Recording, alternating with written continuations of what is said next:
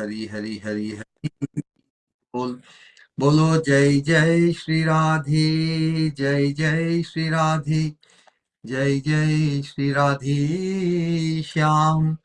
निताय गौरांग भगवान, जय जय श्री वृंदावन धाम की जय। ओम अज्ञानतिमिरान्धस्य ज्ञानाञ्जनशलाकया चक्षुरुन्मीलितं येन तस्मै श्रीगुरवे नमः।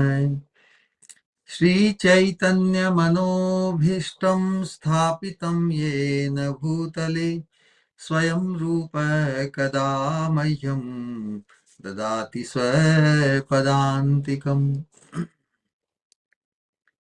Welcome everyone to this transcendental program of studying Bhagavad Dharma, the Param Dharma, the highest duty of the humankind. So in this program we are currently studying Sri Prema Bhakti Chandrika by Sri Das Thakur, who is so systematically educating us and trying to increase our fascination and the greed for the ultimate or the highest gift ever presented to the human society, something which was not bestowed upon almost for eternity. Because even in the spiritual realm, that gift was never exposed. So it appears very, very unique. And that's why in the previous Sloka, Das Thakur very much make the differentiation between the devotional teachings of the Acharyas or the stalwart Mahajanas prior to Chaitanya Mahaprabhu, and then the spiritual masters and the Mahajans post Chaitanya Mahaprabhu, means the followers of Chaitanya Mahaprabhu. And the gift of Mahaprabhu, the unique gift of Mahaprabhu, can be made available only by following the Acharyas, especially Shad Goswamis, Rup Sanatan Goswami, etc., who have, in order to fulfill the Manobhishta, or the innermost heart's desire of Chaitanya Mahaprabhu, they wrote so much literature and they revealed the uniqueness of the gift of Mahaprabhu, which gave him the prestige of being called as Mahavadanya. All the manifestations of Godhead since eternity, they are only meant to cause the ultimate fortune or param shreya of the living entity. No doubt about it. But when as far as liberally bestowing the love of God even to non-human beings, that was a manifestation of Sri Krishna in Vrindavan. And Krishna distributed love towards himself. The sweetnesses of his, or the madhurya, both have the same meaning. Bhagwan ke madhurya ki madhurta, sweetness of Krishna's, sweetness of his form, of his flute sound, of his pastimes with his associates, and his love. They are so unique, and he attracted everyone by manifesting the sweetness of his multiple beauties, or variegatedness of his sweetness and beauty. But that was limited to only Brajamandal, within the realm of Braja, which was very limited.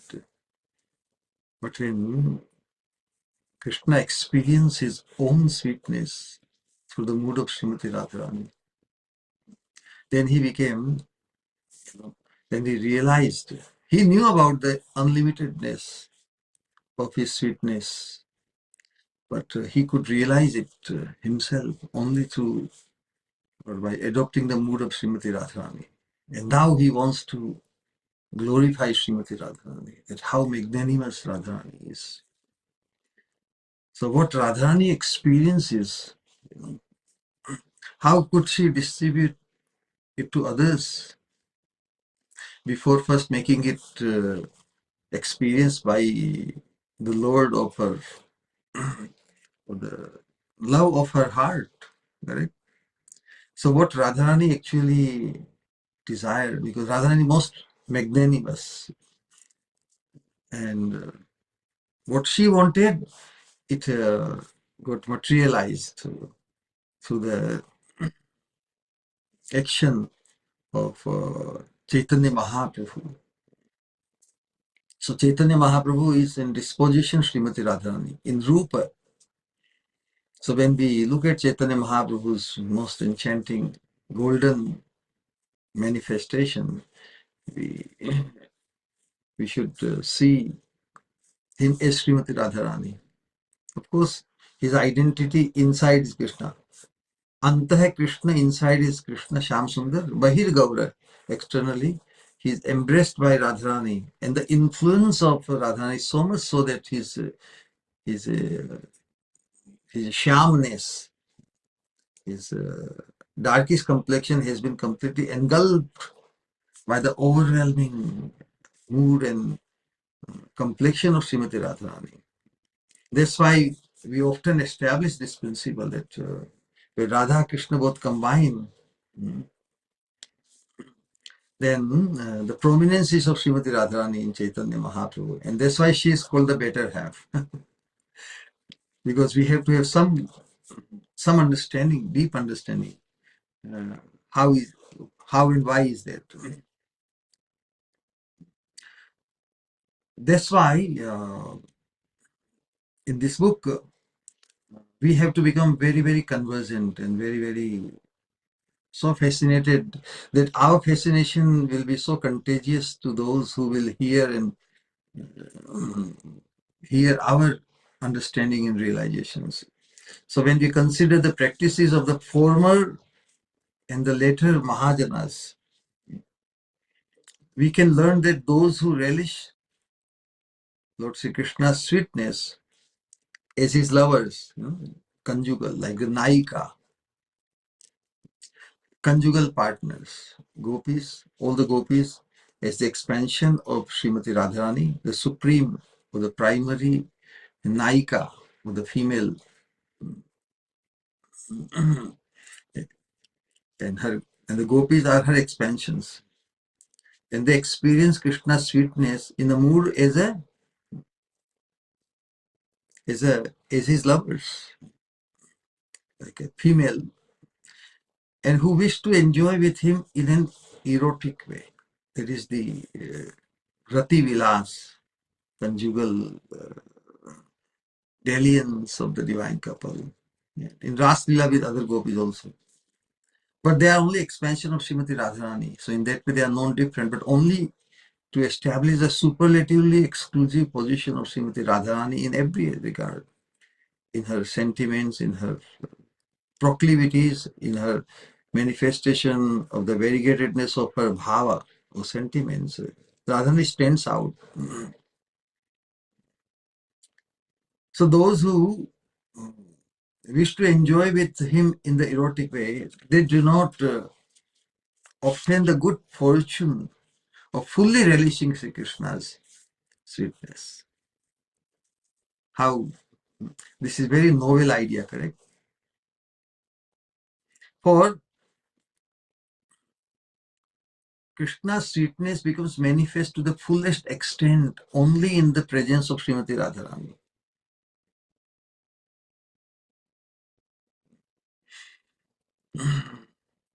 The In Radharani's presence, the ocean of Sri Krishna's sweetness surges up to a boundless limit or manner. That is what we learn in the teachings of Chaitanya Mahaprabhu, in Chaitanya Charitamrita also. Yadyapi Nirmala Radha Sat Prema Darpan. Wonderful description. The description says, although the mirror of Radharani's love, true love, is spotless, still its clarity or purity increases at every moment. There is no end to the increase of, Krishna says, there is no end to the increase of my sweetness. And in front of that mirror of Radharani's mirror, Radharani's mirror of love, but in front of that mirror of love of Srimati Radharani, it floats, the sweetness of Krishna floats in ever new forms, as if increasing. My sweetness and Radharani's love,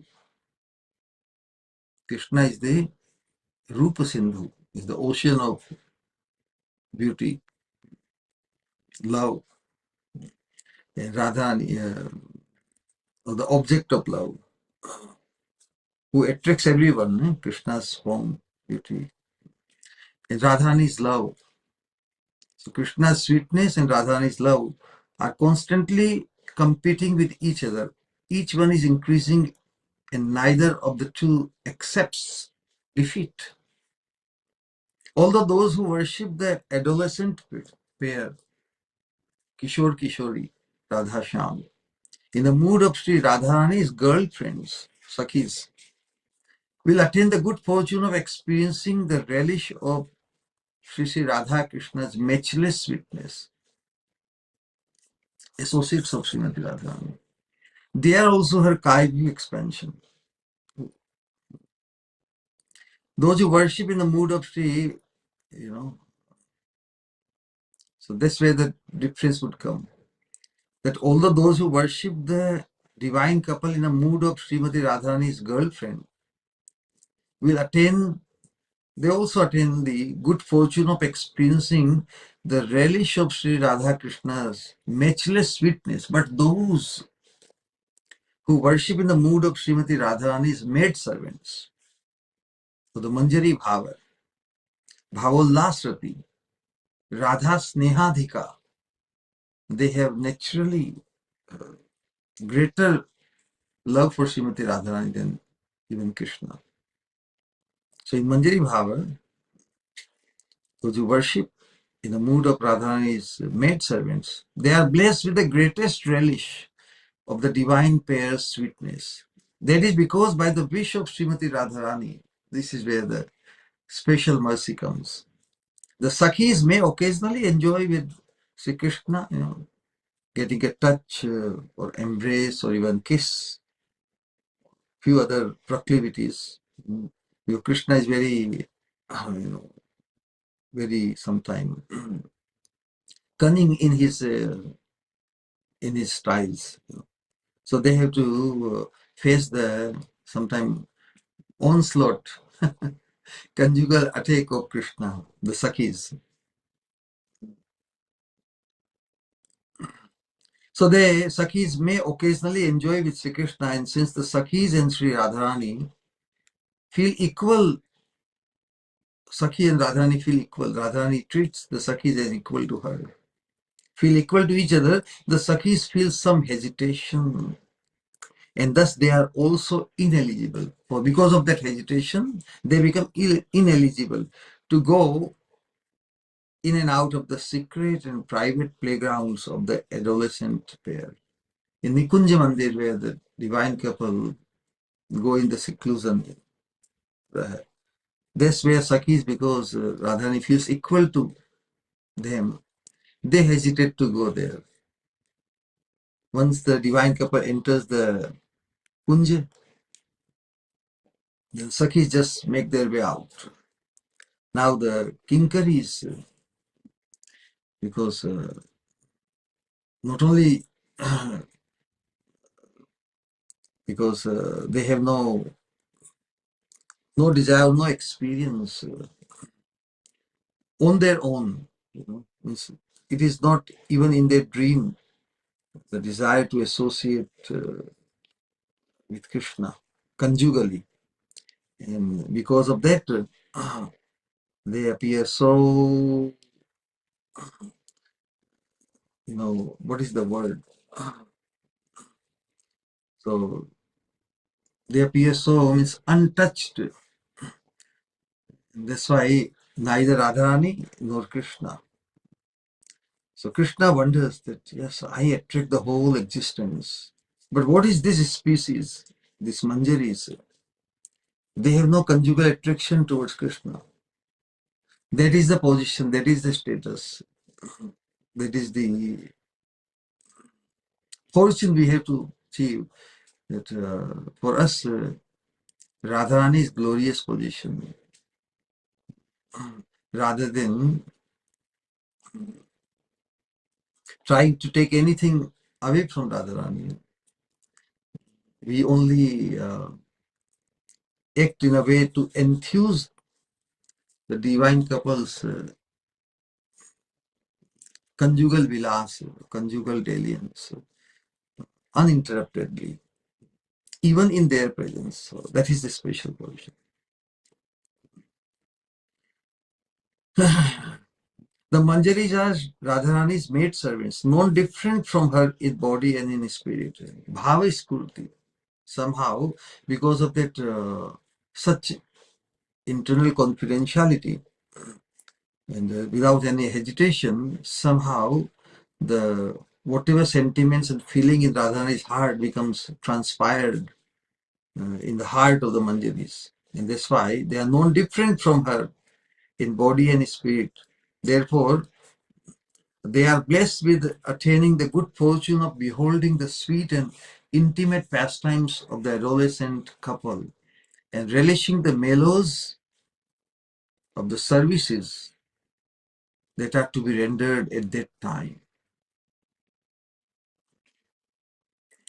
Because in that position, if some service is needed because of their engrossment in their mutual dalliance, sometime some situation comes where everything becomes stunned or an impasse.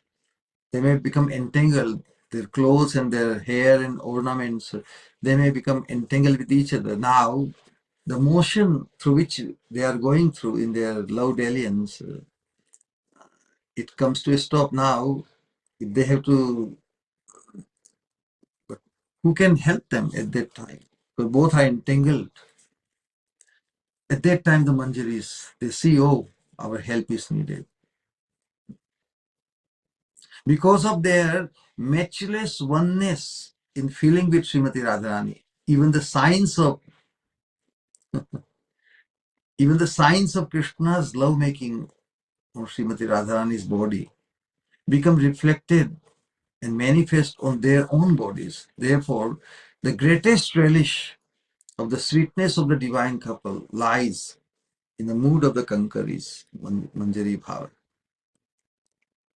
So the current Mahajans, means post Mahaprabhu, the followers of Chaitanya Mahaprabhu, the six Goswamis headed by Sri Rupa and Sanatana Goswamis, they are the teachers and preachers of Sriman Mahaprabhu's dearmost practice of Manjari Bhava. So this Manjari Bhava, the unique fortune of the Manjari is to bestow upon the conditioned souls like us the highest possible fortune in accordance to our Swarupa, in accordance to our identity as the eternal servant or maid servant of Srimati Radharani. So that Mahaprabhu's dearmost practice of Manjari Bhava. Therefore, we Gaudiya Vaishnavas who have surrendered to Sriman Mahaprabhu's lotus feet do not practice the worship of the previous Mahajanas who aspired or preached conjugal connection with Krishna, or even as Sakhis or equal associates of Srimati Radharani who get to associate the embrace and touch, conjugal embrace and touch and kiss of Krishna. So we follow these Mahajanas, current Mahajanas, the 6 Goswamis, in the practice of Manjari Bhava. And after this, so this is a very special Siddhant established in last sharing. And in the conclusion of last sharing, Nautam Das Thakur says, the sadhana smarana lila, another very, very essential feature. This we are repeating in this before we go to today's slok number 15. Sadhana bhajana lila ihatena korul hela, kayamane koriya susare. Do not neglect the practice of smarana, remembering. The very foundation of Krishna consciousness is based on smartavya satatam Vishnu. To be able to remember Krishna all the times. In Vismratavyo na jatu chitta. So in spite of hearing and chanting, if we are not established on the platform of or at the stage of constant remembering, and that is only possible at the stage of asakti, as we discussed many times. And therefore this smarana aspect, which is the primary function or primary feature of raga bhakti. Of course, Shravana Kirtan is also involved, no doubt about it. We don't neglect it. But Raga Bhakti, Raga means constant attachment. No? That means constant remembering also. So Nautam Das says, do not neglect the practice of Smarana, means remembering, and make this the perfection of your body and mind. Do not neglect the practice of Smarana. The main item of Raganuga Bhajan is Leela Smarana, remembering the pastimes. Raga means deep attachment, is a mental status, no? Mental state of manodharma. It's the function of the mind, isn't so? And that means smarana. When the mind is joined with the Lord's holy names, when the mind is joined with the Lord's holy names, attributes, form, and pastimes, then this is called smarana. When mind becomes attached to, constant. Attached means attached. Now you cannot attached. The word attachment is very wonderful.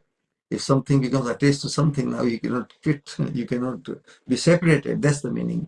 So when the mind is joined, become attached with the Lord's holy names, attributes, forms, and pastimes, then this is called smarana. It's a very powerful state. Can we imagine to be in that position where we, unbeknown to us or subconsciously, we are always remembering Krishna, Srimati Radharani, in their mutual conjugal affairs.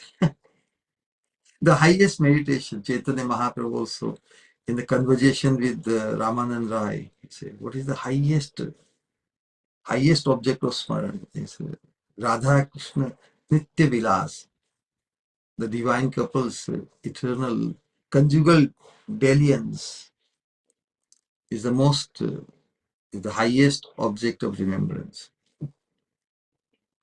So here the instruction is given to perform Leela Smarana. Sri Nautam Das Thakur has said, Yugala Vilasa Smriti Sara. Sar means essence. The essence of all remembering is the conjugal dalliance of the divine couple. During his practice of recollecting Sri Radha Krishna's eightfold daily pastimes,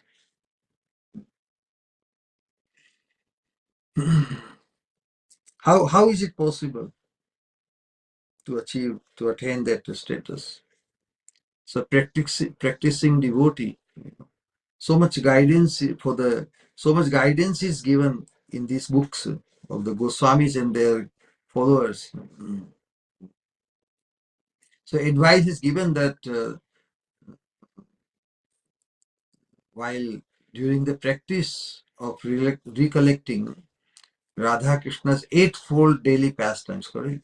The 24 hours are divided into eight different time zones. No? So devotee has to identify himself with his Siddha Swarupa or spiritual body as a choicest, beautiful kinkari or maid servant. Of course, one may, if one has different mood, then one may follow his spiritual body in which he or she, but we will just focus only she, because we are studying Manjari Bhavapasana. So the devotee has to identify himself or herself with his or her Siddha Swarupa or spiritual body in which he or she, maybe apparently he or she, but he is rendering service to them. With which body one can render service to a divine couple? Not in this present body. So the inner conceived, inner contemplated body is a Manjari. Or maybe in the apparently the male body or female body present. But our inner contemplation has to be of a kinkari body in that mood and power. The service that he meditates or she meditates on during his or her practice, he or she will get when he attains perfection. Sadhane bhavive jaha siddha dehe paive. So this is the practice we are focusing. That during our present time, this is our like apprenticeship to become trained, to become used to have the feeling what it would be like to be in that realm. Sadhane bhavivo jaha siddha dehe paibo taha. That what I meditate on during my practice, I will attain. So what I meditate on during my practice means the present time during this sadhana bhakti, I will attain in my perfected spiritual body, when I attain the perfection of bhava. So this remembrance, since the practice of smarana, remembrance depends on purity of the heart, it may first seem difficult to accomplish for the aspirant, for all of us, for most of us. Therefore, because when something is difficult, it has not become spontaneous. We want to achieve the status or level of spontaneous, incessant remembering. But in the beginning, because it is not, therefore, some slackening or neglect of this item of worship may occur. The practitioner must give up his own sense of doership. I'm the doer when I think of, because we do with using the senses of this body and the mind of this body, correct? Intelligence of this body. So the kartritva, doership is very prominent in relation to this body. But with this body, we cannot perform the seva. The doership has to be of the perfected body. So our contemplation of our Siddha Swarup or our spiritual body as a Manjari, that has to come in our contemplation. So the practitioner must give up his sense of doership of this body and depend on the Lord's grace in this practice of smarana. We have to go deeper. Inner contemplation, we will become free from the remembrance or doership or identification with this body, present body, which is filled with sharira vidya jal, filled with the ignorance, unlimited ignorance, or wave of ignorance. Then he will easily be able, then he will be, with the grace of the divine couple, with the grace of the Mahajanas, grace of the spiritual master, then he will easily be able to purify his heart, and gradually his recollection of Leela will become easily accessible and blissful.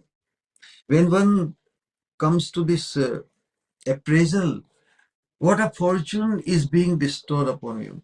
What a unbelievable, unprecedented fortune of becoming a choicest maid servant to Srimati Radharani, this fortune is being exposed to all of us. And where do I stand?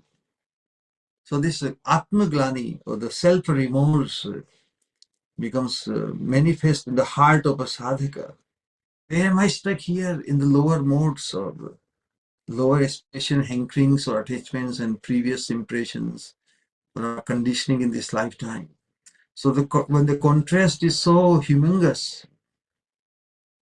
then one becomes, so this is how the effect of feeling the mercy of the Mahajanas, mercy of the spiritual master, mercy of Krishna, and they are one in the same. They are not different, because they cause our purification from our material or unwanted conditioning, but also give us the realization or the sufficient appraisal of the divine nature of the subject matter or divine nature of the fortune which we are exposed to. So this is how the purification of the heart, one can feel the purification of his heart only through this appraisal and one's resolve to get out of the quagmire of this material conditioning of this material realm, and definitely resolving to become part or to become blessed with a part of that realm where the highest portion of the soul becomes eternally available. So although the practice of a smaran is dependent on the Lord's grace, this is very, very essential point. We are repeating. By repetition, sometimes the impression becomes stronger. That's the purpose. So although the practice of smaran is dependent on the Lord's grace, we have to constantly hanker and ask for, beg for the grace so that we get that realization and our appraisal of the divine becomes so elevated. So although the practice of smarana or remembering is dependent on the Lord's grace, that's true. Without without the Lord's grace, how can one become attached to him? Still, it is absolutely necessary. Wow, this is very important. Still, it is absolutely necessary that the practitioner concentrates his mind. खुद का आग्रह है. He insists, although the practice of smarana depends on the Lord's grace, but in order to receive, in order to become the recipient of the Lord's grace, it is absolutely necessary that the practitioner concentrates his mind. Means he puts his endeavor, his insistence. Yes, I want it. For it is the perseverance and enthusiasm in the devotee's practice that unleashes the Lord's grace. This is certain. It's not like, oh, whenever it has to come, it will come. No, one has to desire it, one has to hanker for it. Without hankering, not getting. Hankering is having it. Hence, the aspirant must commence the smarana item of bhajana by establishing his self-esteem in the spiritual body given to him by, or exposed or revealed or explained by the spiritual master. Or even the introduction, giving the introduction to our real identity is a choicest beautiful maid servant of Srimati Radharani. So this introduction itself is so fascinating, isn't it? So so the aspirant must commence, means put the endeavor to this remembering item aspect of his bhajan by establishing his self-esteem or pride in the spiritual body given to him or revealed to him or explained to him, introduced to him by the spiritual master. With his body, mind and words, one has to practice this smaran, remembering. Without that, what would happen? This may happen, that the item of bhajan named smaran, one may think, oh, since the item of this remembering bhajan is wholly dependent on the Lord's grace and not on the personal endeavor. Therefore, I will just commence bhajan whenever the Lord's grace shines on me.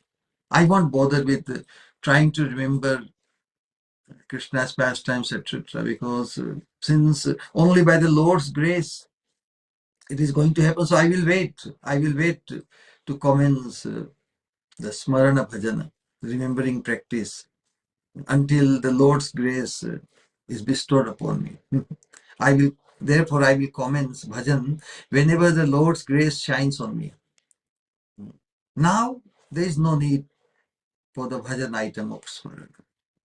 If one develops that kind of attitude, when such words of despair and pessimism, oh, I don't know when the Lord's grace would come. When the Lord's grace will come, I will start practicing the remembering. No. So when such words of despair and pessimism dwell within the heart of the practitioner, the Lord's grace will never descend, because the hankering has to be on our part, correct? That's why we say that on this path, hankering is having it. When we will get, but hankering is such a powerful thing that it will not subside. It will not leave us, or we won't stop hankering for it until we get it. So hankering means having it. And because it is a real thing, like in the material world, if one hankers for something, one may or may not get, because there is a dearth of everything. If somebody hankers for someone, but the person or the thing is limited, correct?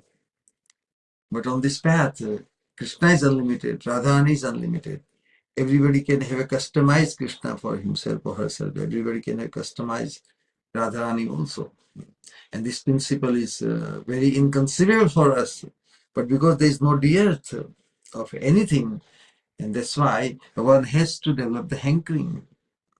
Without hankering, not having it. So the Lord's grace will never descend. Hence, Nautam Das Thakur has said, Sadhana Smarana Lila Ihatena Karo Hila Kayamana Koriya Susare. Do not neglect the practice of Lila Smarana, remembering the pastimes, especially conjugal pastimes in the Nikunja Mandir. But make it the essence of your life with body and mind, etc. So this was the two basic principles we discussed. The uniqueness of Mahaprabhu's gift as Manjari Bhava, and our insistence, our developing or expressing our desire to be able to remember Krishna's loving pastimes all the time. So without our insistence, without our initiative to try to remember these pastimes, how can we attract the grace of the Lord? Because the grace of the Lord is bestowed only upon those who hanker for it. Raga bhajan, nothing comes on its own accord. We can wait for eternity, as we have been. We have to develop the mood of hankering. Or even crying, we should cry that we cannot cry for Krishna. At least we can cry for that. Because one cries for something is missing, correct? So if we miss crying for Krishna, then we should cry that we don't cry for Krishna. So that way, our endeavor is very essential. That's the point. Because if we don't put the endeavor, then how can we be assisted? If you put the endeavor, means we care, we are serious, correct? So seriousness Krishna observes. Swamini observes, oh, he really wants it, so let me give it to him. Of course, the grace is the thing, but we have to earn We have to earn, we have to impress upon them. Our endeavor is to impress the divine couple. So they bestow their love. And then our incessant remembering their loving dalliance becomes possible. Today's text is number 15, discussing topics of Krishna with devotees. It's part of this Raganuga Bhakti. Asat Sangati Sada Tyag Koro Anya Gita Karmi Gyani Parihari Dure Kevala Bhakat Sanga Prema Bhakti Rasa Ranga Leela Katha Braja Rasa Pure. Slok number 15. Nautam Das Thakur is advising, give up all other company and all other forms of song entertainment, and leave the company of fruitive workers and non-dualistic intellectuals, jnanis. Leave the company of karmis, those who are fruitive workers, and those who are aspiring for non-dualistic intellectuals, salvationists. Leave their company far behind. Then where to stay? Just stay with the pure devotees and enjoy the flavors of loving devotion with them. Stay in the Braja and enjoy the topics of the Lord's pastime. So in the conclusion of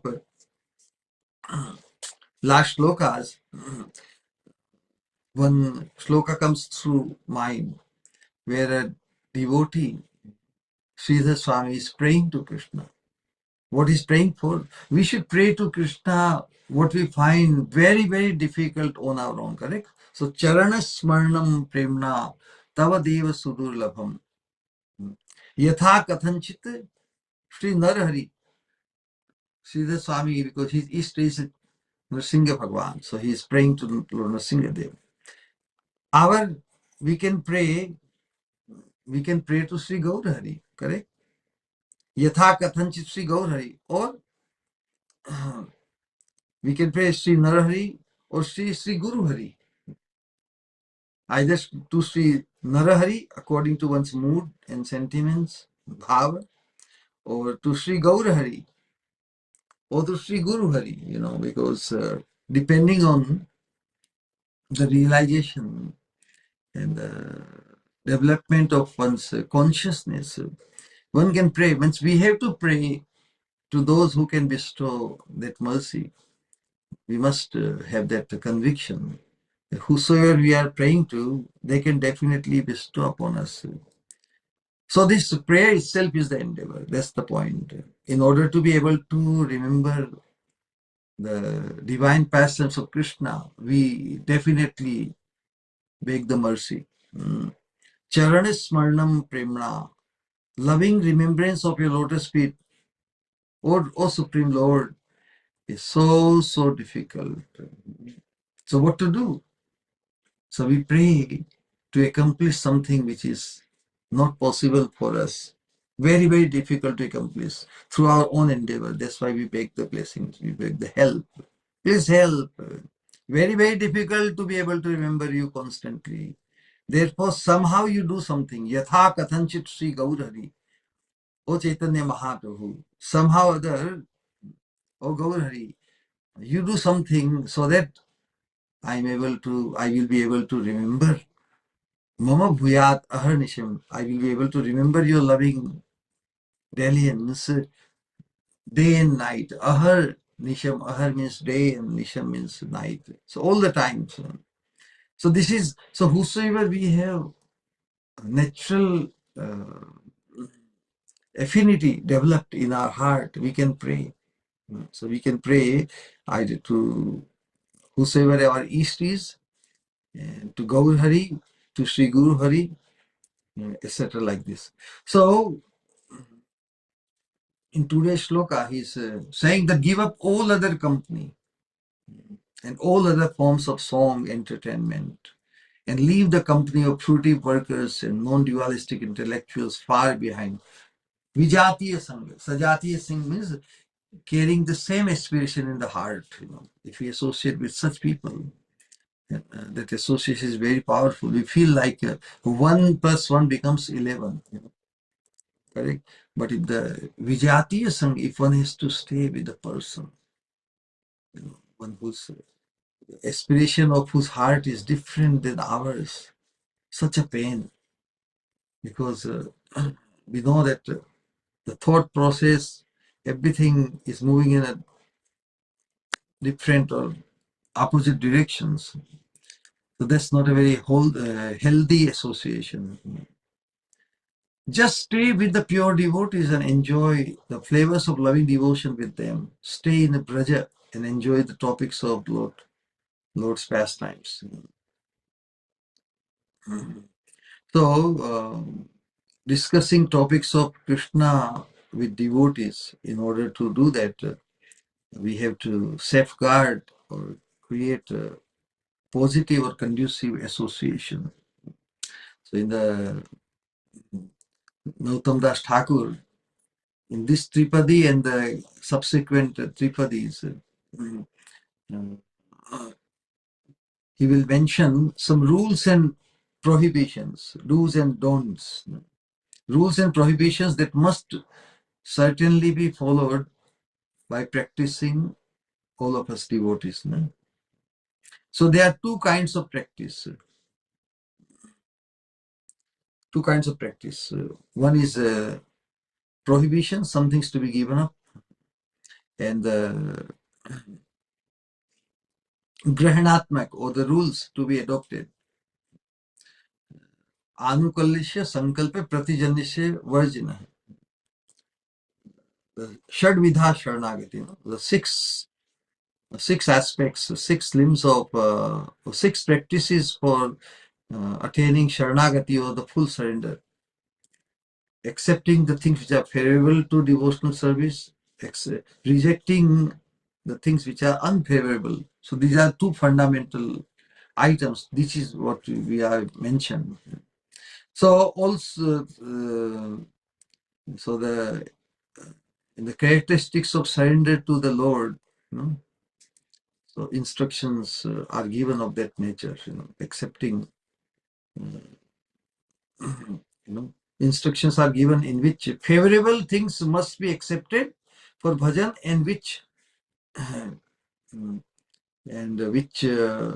are unfavorable, unfavorable things must be given up. Anukulyasya sankalpa pratikulyasya varjanam. Accept favorable things and reject unfavorable things. So here it is said, asat sangati sada tyaga karo anya gita karmi jnani parihari dure. So first aspect, giving up the bad association or unwanted association. Pratikulyasya varjina, give up the unfavorable. So what are they? Give up all other company and all other forms of song, entertainment, and leave the company of fruitive workers and non-dualistic intellectuals far behind. A practitioner who desires his own welfare should certainly give up bad company. Asat sanga tyaga ei Vaishnavachar. This line is so spot on. It is so attractive. No matter how much good association we continue, unless that is 24/7, there is a possibility that some time may be distracted towards asatsang, unwanted association. So that's why the instruction is, a practitioner who desires his own welfare should certainly give up bad company. Asat sanga tyaga ei Vaishnavachar, istri sangi ek asadhu Krishna abhaktar. The conduct of a Vaishnava is that he gives up bad company. One kind of unsaintly person is he who is excessively attached to women, and the other one is he who is not a devotee of Krishna. So two kinds of bad association. The prohibitions, the prohibition to the Vaishnava is to give up bad company. This is the prohibition. What not to do? Give up the association of bad company. This must certainly be followed, for just as the greatest elevation of one's existence is inevitable,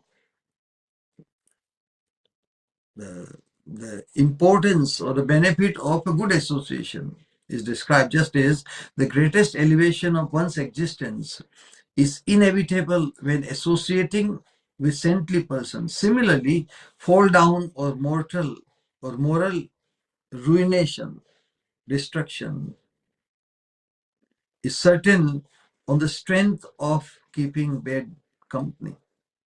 Even if one is a saint himself, wow. Even if one is a saint himself, that's why it says sadhu savdhan. Alert is given even to a saintly person. Even if one is a saint himself, one must beware of bad company. For just as a recently cured person, a saintly person is purified, in one's consciousness.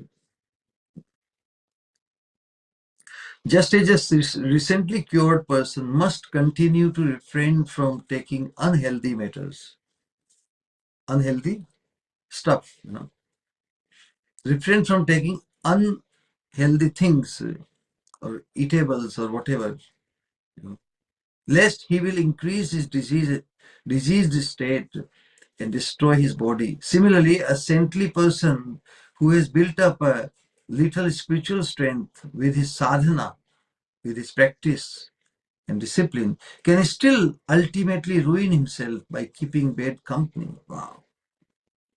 That is why the scriptures have advised to run far away from bad company, which is like a black, adverse snake that carries lethal poison. Wow, what an amazing.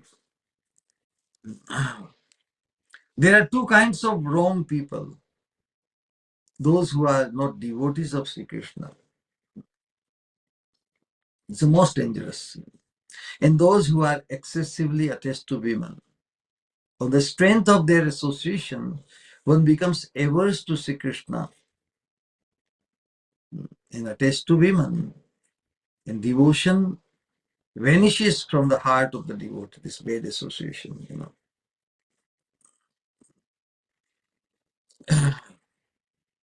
Asat, scripture said that bhukti, mukti, so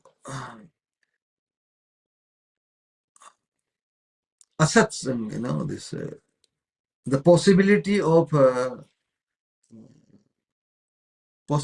reigniting the sense gratification, independently enjoying with Krishna, independent, enjoying the enjoying spirit independent of Krishna. So this bhogavasana, the possibility is there because of asatsanga. So those who are not sat means real, are asat, unreal. Sat means sat also means eternal. Sat also means good. Asat means bad. Asat means temporary. Meaning, so who are the asat?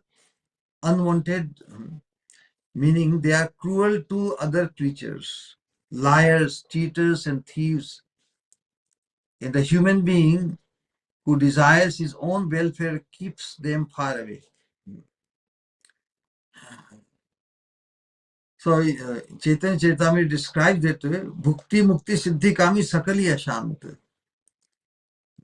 Those who are aspiring for sense gratification or for liberation or for some spiritual power, siddhi, they are always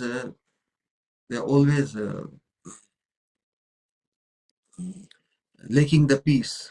Ashant means they don't have, because they are always hankering for something real. But Krishna Bhakta Nishkam Atev Shant. But because Krishna Bhakta is free from material hankerings. So he's peaceful with regard to the spiritual material hankerings. But it is not that Krishna Bhakti is totally akam. He doesn't have any other desire or hankering. He's nishkam, he's free from the material, temporary or unreal desires in the form of sense gratification or for liberation or for some spiritual powers. But because he is situated only in desiring for Krishna, no other desire other than Krishna. Keval Sri Krishna Kami. Keval Sri Krishna Prema Seva Kami. His only desire is to attain the loving service of the divine couple.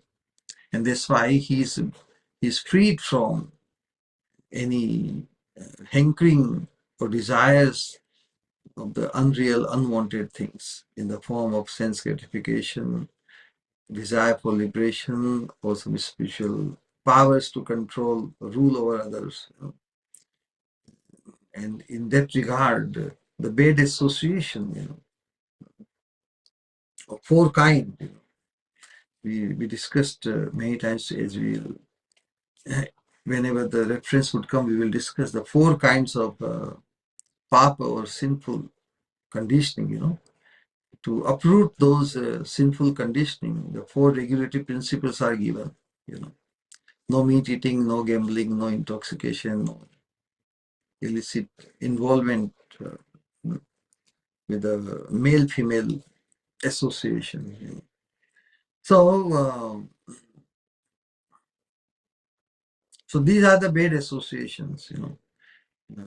Krishna abhakta, those who are not devotees of Krishna, they are unwanted association, meaning they are cruel to other creatures, liars, cheaters, and thieves. And a human being who desires his own welfare keeps them far away. Still, the prohibition for Vaishnavas to associate with those who are averse to Sri Krishna and who are attached to women is being specifically mentioned.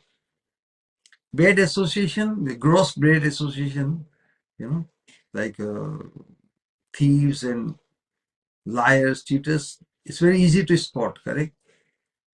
But for the Vaishnavas, the specific mention of association with those who are averse to Krishna, those who are non-devotees and those who are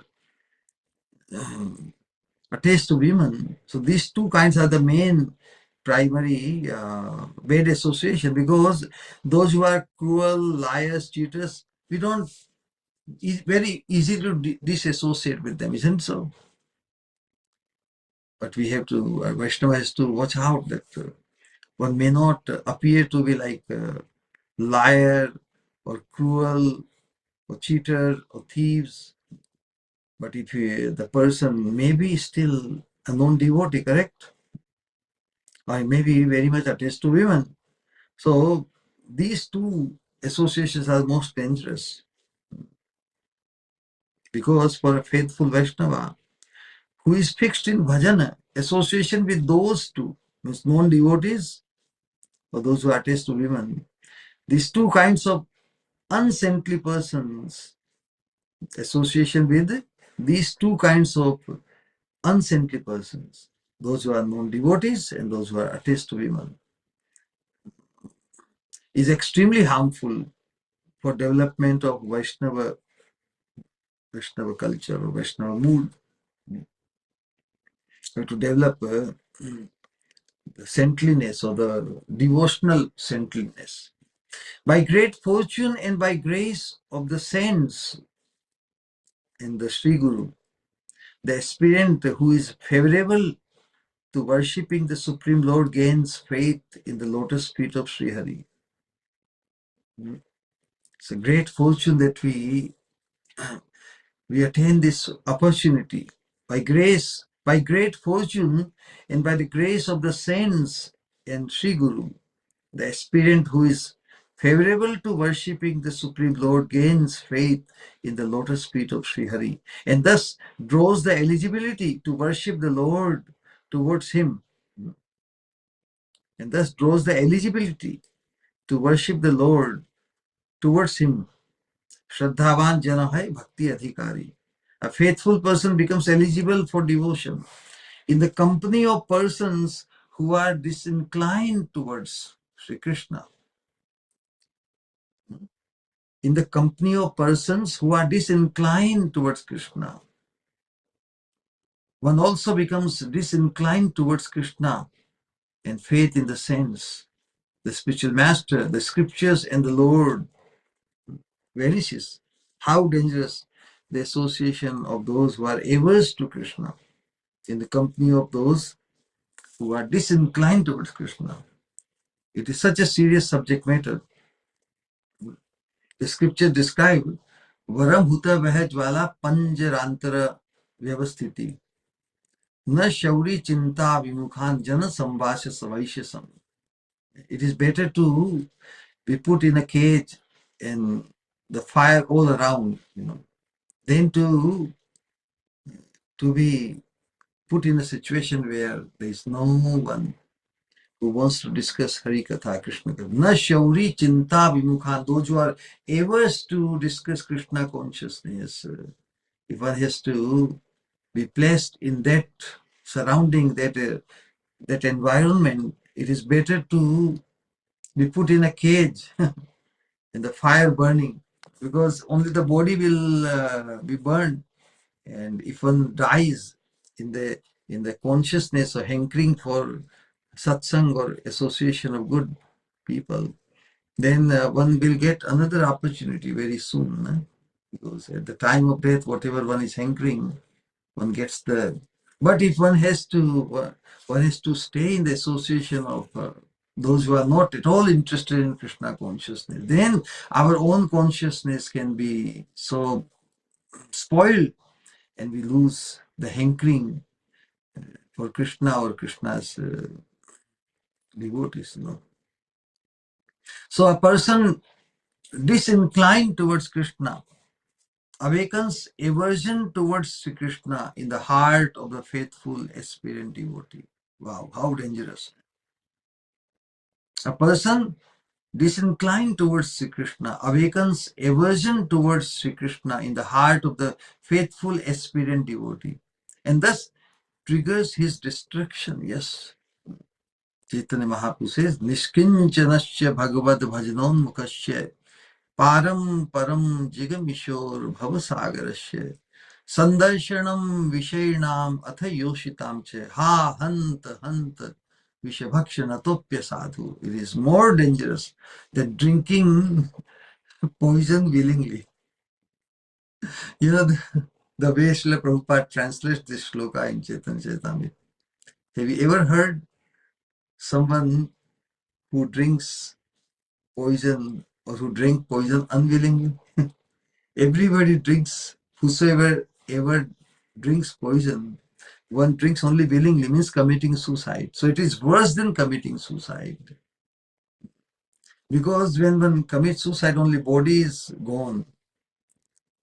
Consciousness is there, but when there's two kinds of bad association, they can spoil our consciousness. That's it is considered worse than drinking poison willingly, means worse than committing suicide. Does anybody know anything worse than committing suicide? This is a bad association. So in the same way, a person who is excessively attached to women constantly speaks about the beauty and qualities of women and thus awakens an attachment to women in the hearts of his associates that even women themselves cannot, by their own endeavor, cause that attraction. Amazing.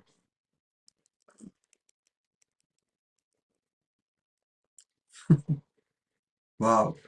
In the same way, a person who is excessively attached to women constantly speaks about the beauty and qualities of women and thus awakens an attachment to women in the hearts of his associates or those who associate with him that even women themselves cannot even awaken. In the same way, the company of the Lord's devotees that constantly speak of the Lord's forms and qualities awakens an attachment to the Lord that even Lord himself, Hari himself, cannot awaken. So in order to develop attachment even to Krishna, rather than trying to associate with Krishna directly, one should associate with those who have developed attachment in their heart for the Lord. So the company of women is so rejectable for a faithful aspirant who is fixed in bhajan. The Srimad Bhagavatam says, Yopayati Shanair Maya Yoshid Deva Vinirmita Tam Iksha Tam Iksha Tamaro Tamno Ikshita Ikshitam Mano Mrityum Mrityum Iva Vritam.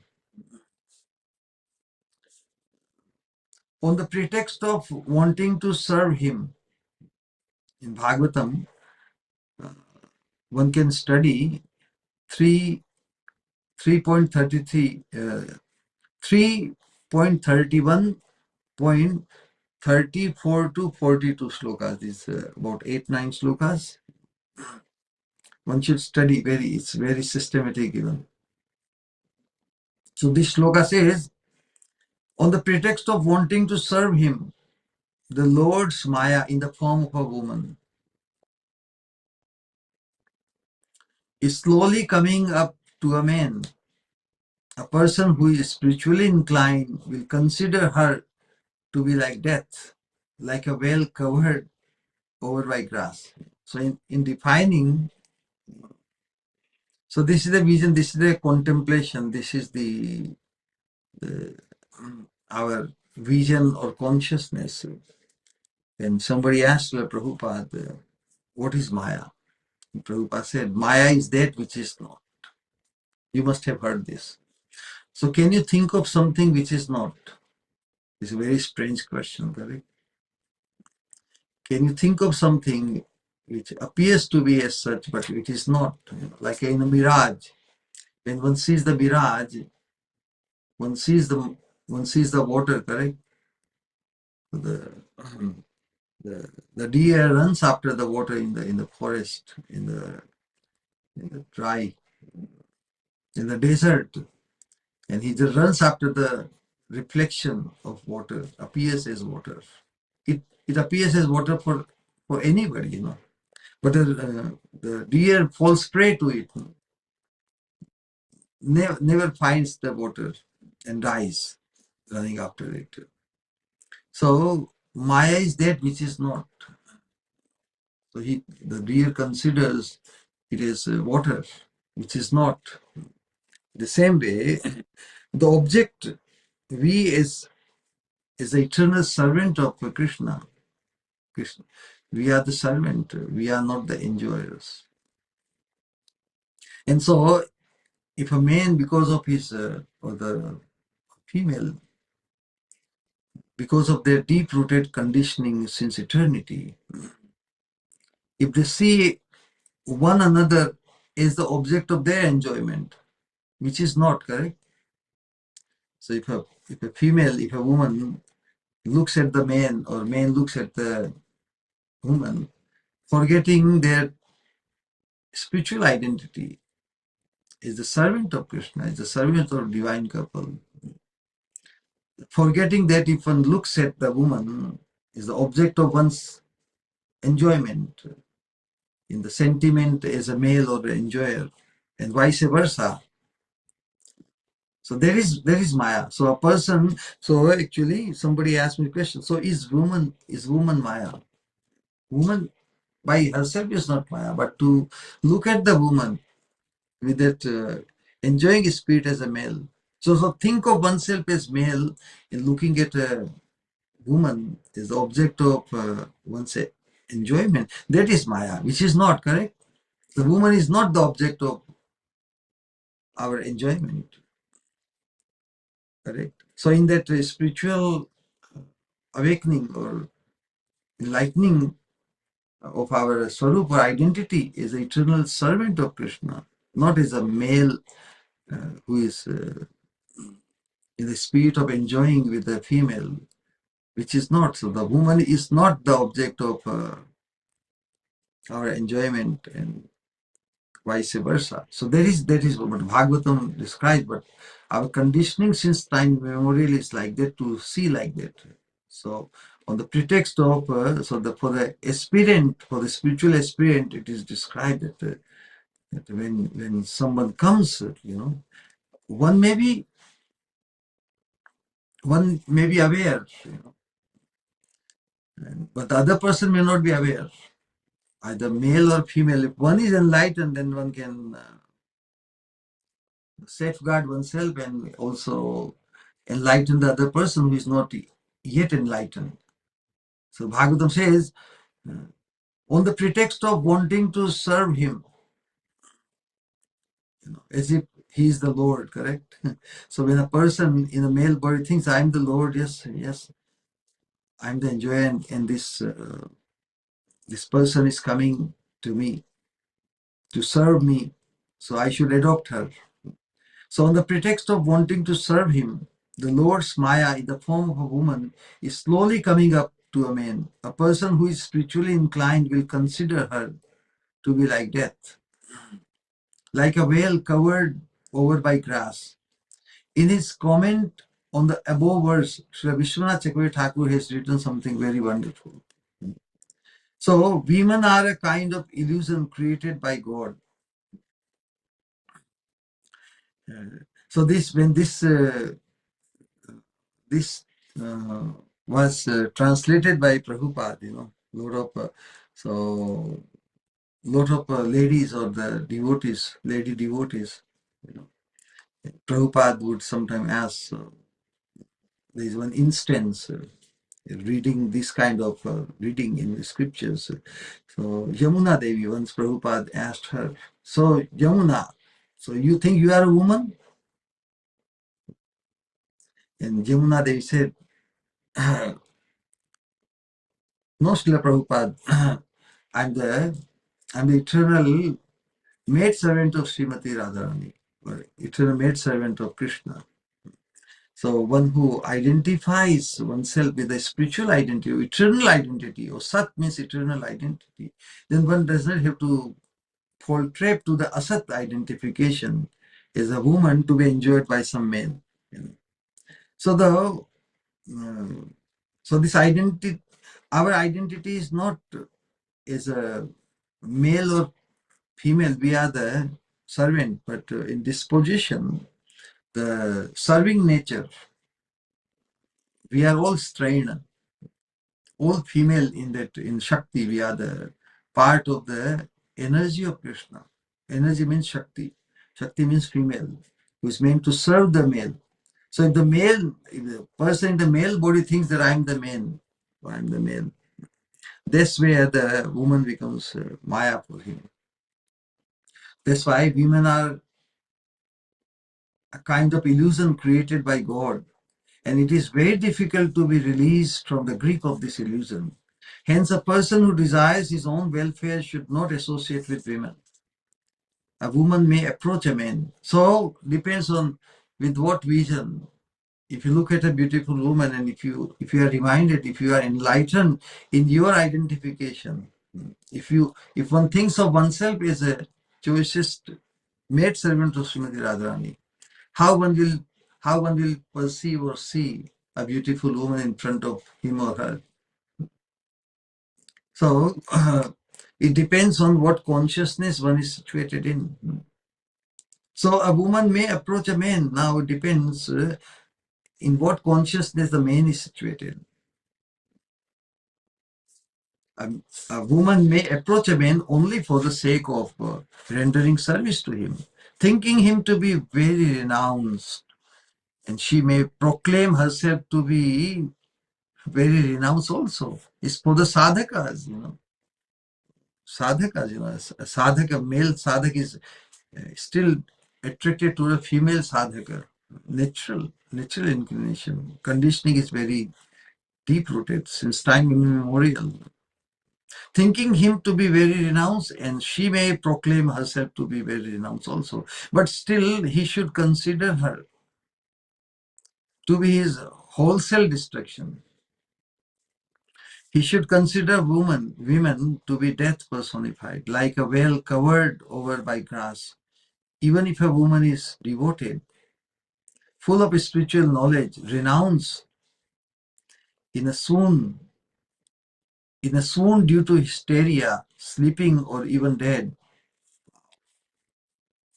Even if a woman is devoted, full of spiritual knowledge, renounced, even in saffron clothes or white clothes, in a swoon due to hysteria, maybe unconscious, sleeping, or even dead, still he should not come near her. He should always stay far away from him. So this is the injunction given to the sadhakas. Sadhakas have that, but all this very much become necessary until one becomes enlightened. But even if one becomes enlightened and awakened, for the sake of good practice and for the sake of becoming good ideal for others, one should be careful in one's dealing and association with the women. The practitioner must give up his attachment to all worldly music other than the songs that glorify Sri Krishna's attributes and pastimes. Tyaga karo anya gita. When the mind or consciousness becomes absorbed in or pleased by matters other than Krishna, it will get attracted to worldly forms, flavors and sounds, and thus an obstacle will arise to bhajan. The Upanishads say, Yovai bhuma tad sukham nalpe sukham asti. Natural bliss exists in the lotus feet of Sri Krishna. Krishna is the source of all bliss. Raso vaisa hai. Raso vaisa, rasa means bliss, anand. Raso vaisa, rasam hi evayam labdhva anandi bhavati. So if one becomes connected to Krishna, he experiences the bliss also.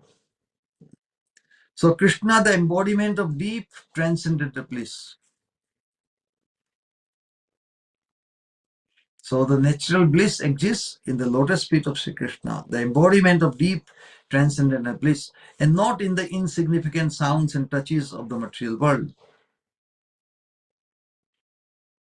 Correct? How much do we hanker for such a drop? Means drop of this, the bliss available in the material affairs. Correct? What is the highest nature of so-called bliss? Drop, just drop, because it never quenches our thirst for more joy, more bliss. Krishna is the source of ocean of bliss. So how much do we hanker for such a drop while we have an ocean of bliss at hand within us? Krishna residing in our heart is Paramatma, the ocean of bliss. So the bliss is existing within us in relation to Paramatma, the ocean of bliss. Not knowing it, not knowing about this ocean of bliss, one continues to hanker for even a drop of bliss, insufficient bliss. If something is insufficient, how can we ever be satisfied? So no matter how much so-called endeavor or joy or enjoyment one gets in the material world, it is only compared to a drop, but we are never satisfied fully with it. And that's why it is imperative, it is indispensable that we connect to the ocean of bliss, Krishna. The scriptures say that drops of bliss trickle from the center of bliss, Krishna. Means, Krishna is the source of all bliss, correct? So the drops of bliss trickle from the center of bliss. Sri Krishna. And if the living entities fall away from the lotus feet of Sri Krishna, the center of bliss, they will suffer. When one loses the aim, at this principle of supreme bliss, so when we don't target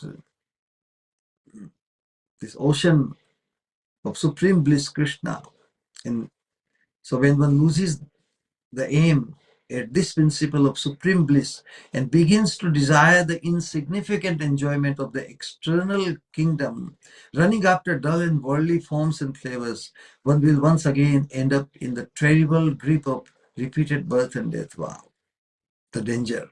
Therefore, the endeavoring, practicing devotee like us will always take care that attachment to some external mundane sense object will not have the opportunity to enter in one's heart. The practitioner should not only abandon contact with the mundane sense objects like sounds, but also with practitioners of karmis and jnanis. The practitioner should not only abandon contact with mundane sense objects like sounds, etc., but also give up the association, but also with the practitioners of karmis and jnanis that endeavor for heavenly pleasures and liberation. Karmi jnani parihari dure.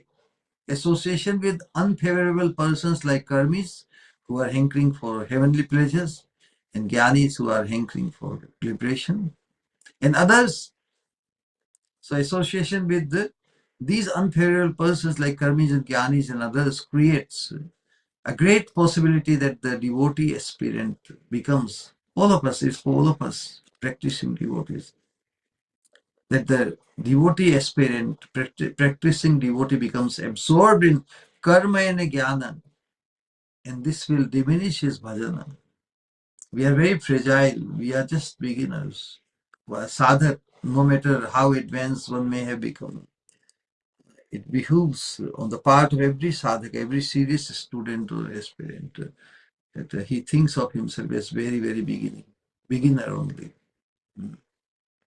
So after this, in the next half of Tripadi, the positive advice about confidential behavior is given to the practitioners that are fixed in the flavors of Braja, Kevala Bhagata Sangha.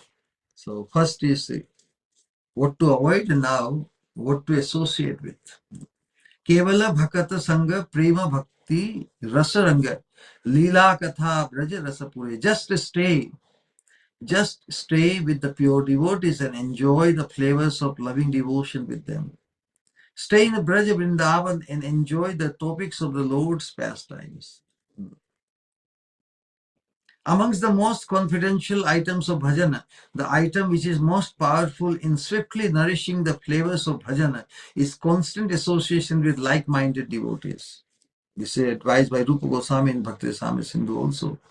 Sajatiya shaye snigdhe sadho sangha sapsato bare.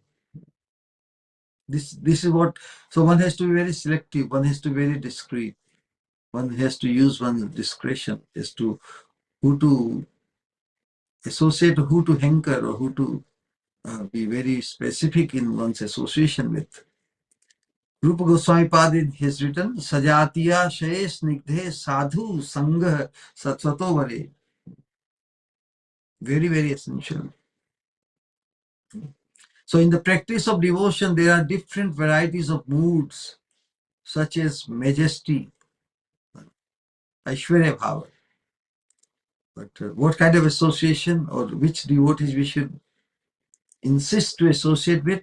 Not those who are in the consciousness of aspiring for Vaikuntha or majesty, Aishwarya Dhama. Because we may come across such sadhakas, devotees, the different varieties of moods, such as majesty, sweetness, servanthood, dasya bhav, friendship, sakya bhav, parental affection, affinity, or the conjugal devotion, and The aspirant must seek the association with the saint who is inclined towards the same kind of flavor as he is. So if we are aspiring after becoming or attaining the maid servanthood of Srimati Radharani, then we better insist to associate only with those more advanced devotees who are having the same flavor in their heart.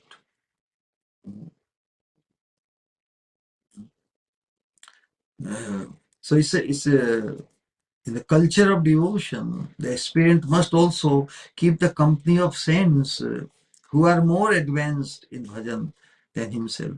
One may have the same aspiration, but we must anchor to associate with those who are much, much more advanced, even in the same aspiration of the heart, who are more advanced in bhajan than he himself or she herself, and who is naturally gentle and affectionate in the sense that he is very, very compassionate. Because one who is really situated in the highest aspiration to become a maid servant of Srimati Radharani, how magnanimous and compassionate one becomes, because the hankering sustains that fervor. But if one thinks that one has attained that status, then the sense of accomplishment creeps in and one becomes arrogant. Then one develops the ruling mentality, lord over others. So only for those who are truly, naturally gentle and affectionate, in the sense that he is very compassionate, then we will love to associate with such persons who is very affectionate and compassionate towards us. Then we will not commit any offense. We will not find any faults with them. And more advanced, Swatovare, more advanced than us. The adjective sajatiya means indicates that the company of such great saints causes a very nice relish of devotional flavors. We describe that when we associate with devotees who carry the same aspiration in their heart as us, then the association with one, we find like we are associating with 11, one and one becomes 11, because the bhava pushti, the sentiments become nourished when we discuss together. That's why the adjective sajatiya shay, carrying the same aspiration in the heart. Sajatiya means similar. Ashay means the aspiration in the heart. Indicates that the company of such great saints causes a very nice relish of devotional flavors. And the two adjectives, Jatiya Shaya and Swatovara. And second, Swatovara means if we can appreciate the person we associate with is much more advanced than oneself. Swatovara also indicate that the association of such great saints will cause the flavors of devotion to arise in the heart of the aspirant devotees. So when we associate and discuss and hear Krishna consciousness from a person we perceive and we value as much, much more advanced than ourselves, then we can, without any doubt, without any intellectual, judgmental thing, whether I should accept it or not, if we accept, if we honor someone is much more advanced than oneself, then very quickly, fully, without any reservation, we can accept the teaching and benefit from it. The adjective snigdha also indicates that the grace of the saints, which swiftly makes the heart of the aspirant qualified for these matters. Wow. Snigdha means very, very loving. When we associate with a loving devotee who is very lovingly, appreciatively disposed or inclined towards us, then we can honor the grace of that person, that devotee, which simply makes the heart of us, our heart, qualified for these matters, also becomes easily attainable. Our receptivity becomes very natural, and we just in association we go stronger and stronger, deeper and deeper in our association with the person who is very lovingly disposed towards us, encouraging, appreciating like this. Who doesn't need appreciation and encouragement? So, Sajatiya Shayesh Nigde Sadhu Sangha Swato Vare. Sadhu Sangha, we have to consider. It is very essential that we see him as a pure devotee, much more advanced than ourselves, carrying the same expression in the heart, and much, much more advanced than itself. So when devotion, which has the devotee as subject and the Supreme Lord as object. So in devotion, the devotee is the subject and the Supreme Lord is the object, attains so when the devotee, so it's level of devotion. So when devotion, bhakti, which has the devotee as a subject and the Supreme Lord as the object, attains the stage of rati. So when our bhakti devotional practice reaches the stage of rati or bhava, it becomes very palatable. Such is the conclusion of the devotional scriptures. That's why our devotional practice, before we reach the stage of asakti, which is the first sprout of rati, it is actually not real devotion, because the devotion by its in identity, in swarupa, is a bhava. Because devotion is constant fervor of attachment and mood of service towards the object of devotion.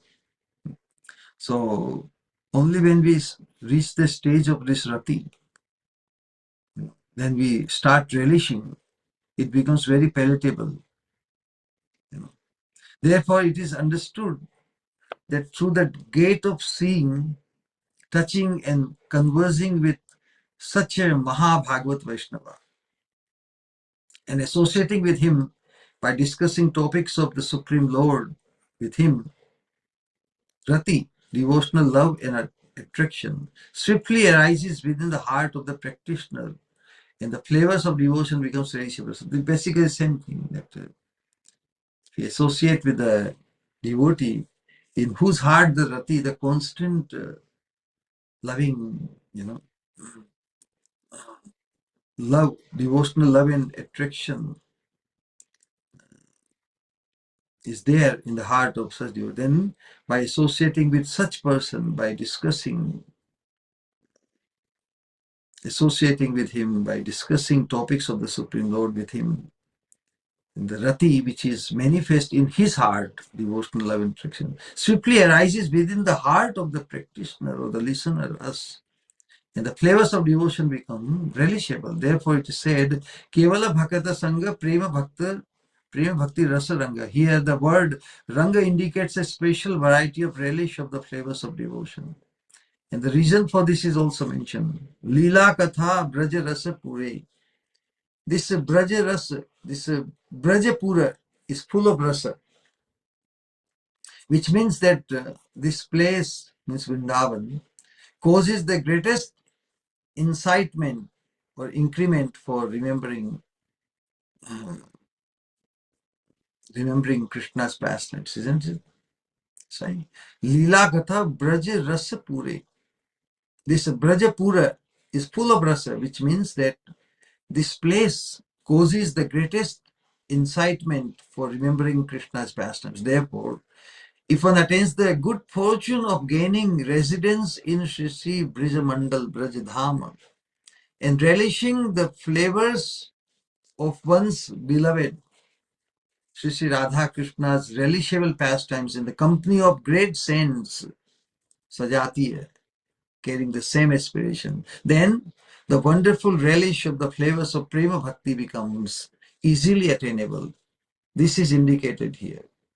It also serves as an advice to relish the Leela topic, pastime topics filled with the Braja flavors, Braja Bhakti. And even Braja Bhakti, the highest is of in conjugal flavor. In conjugal flavor also the Manjari Bhava flavor. In the company of a like-minded devotee or saint. I think we can stop here and invite some discussion and question.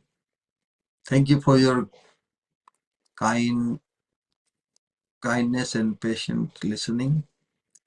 So, Hare Krishna. Nitai Gaur Premanande Hari Hari Bol. Hare Krishna, Pranam Shri Guru. Hare Krishna. Welcome. Amazing satsang Shri Guru. The way you explained by different example how it is very dangerous to associate with someone who is attached to Stri Sang, who is attached to association of women. You very nicely explained how what is the definition of Maya and what does Maya means, and you explained the dangers of associating with someone who is not a devotee. Very this class is very important for all of us because this is like neve, the root of our devotional service. If we are able to establish ourselves in this type of anarth nivritti, we can actually focus on listening pure Harikatha from your lotus mouth, Shri Guru. Thank you so much, Shri Guru, for your divine realizations, and thank you for your mercy, Shri Guru. Hare Krishna. What is essential is that in whatever situation or social status we might be in, as we are discussing this Krishna consciousness, from our position, how we develop the transcendental vision.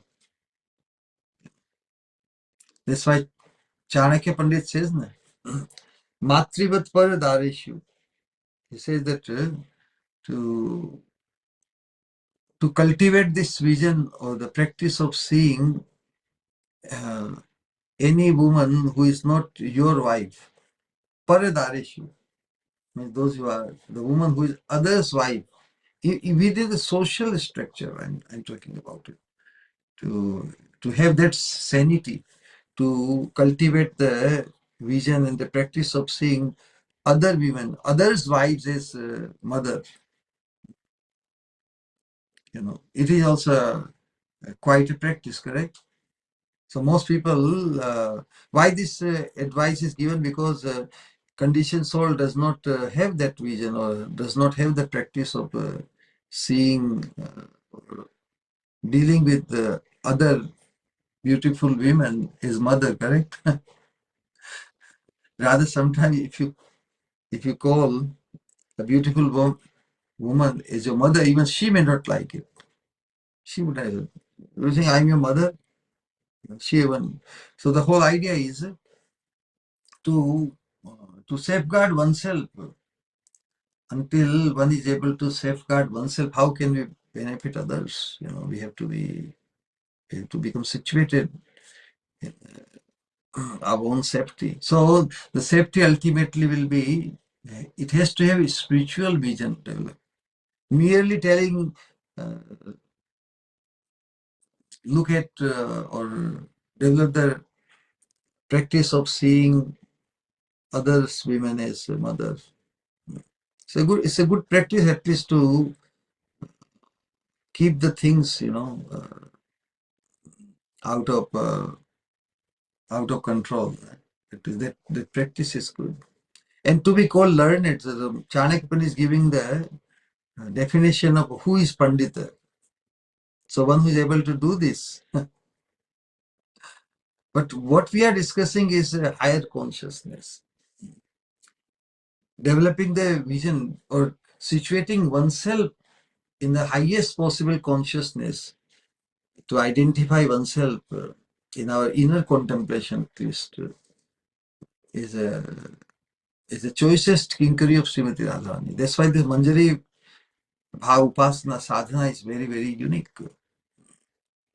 We are raising our consciousness to such high that lower vision or lower consciousness does not trap us, Param Drishtva Nivartate. When we become situated in the highest possible, highest identification, then the woman otherwise